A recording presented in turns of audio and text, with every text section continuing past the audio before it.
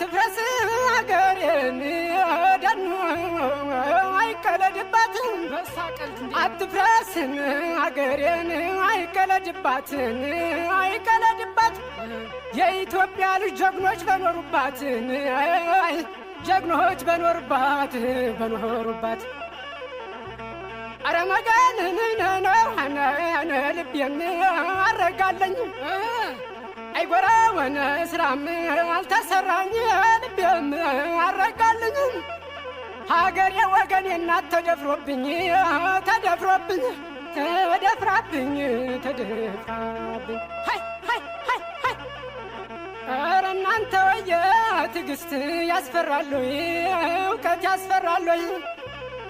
አይ መገን ነውና ኧረ እናንተ ወየ እውቀት ያስፈራል ትዕግስት ያስፈራል